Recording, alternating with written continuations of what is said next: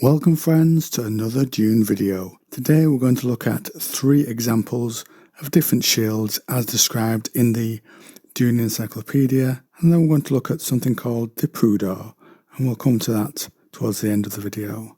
And first up is the Pentashield. It is a security device produced by special application of field generator effects.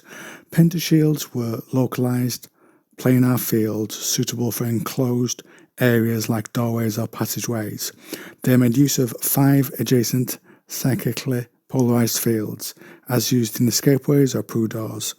Pentashields allowed the passage only of people wearing a properly coded dissembler. The large, complex and bulky field generators needed to produce a pentashield made them expensive and relatively rare to be seen. Someone like the Baron could probably afford them, but your mine houses are going to struggle. Now next up is the pseudo-shield. The Dune Encyclopaedia tells us this is a sabotage device designed for use only on Arrakis. You'll see why in a moment. It produced an unusable field that emitted radiation like a true defensive shield, driving sandworms berserk. You don't want to be standing around when this thing's charging towards you. Nothing could stop a worm that had been aroused by the maddeningly painful device. The huge creature would attack and destroy the pseudo-shield and all objects nearby. So perhaps you've got your enemy, you want to attract the sandworm in the direction to eliminate them. You can maybe set it up behind them or something like that, and it would come towards the shield and run over your enemies, devour them perhaps. And third up we have the semi-shield, a person-sized defensive shield that protected only one side of the body. Most could tie adjusted to cover either the right or left side.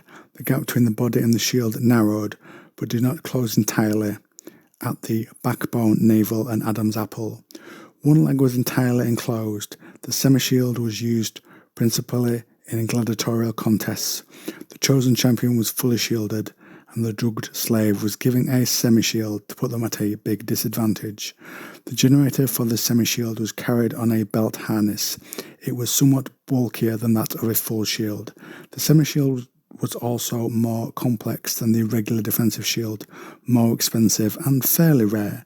Now, in description there, and particularly covering you on one side, that kind of reminds me of the shields used by the ancient Greeks or the Romans when they line all the shields up and sort of tuck them in together, but it defends them in that one direction only. Obviously, this will be for a sole person in this case given in the Dune Encyclopaedia, but I'm just thinking if there's a few of them, they could perhaps tuck in the shields and protect themselves and overlap them in that single direction. Just an interesting thought based on some history from our world. And lastly, we're going to cover the Prudor. Prudor is the shortened term. The full name is Prudence Door or Prudence Barrier. A pentashield situated in a passageway or escapeway intended to halt or slow pursuers.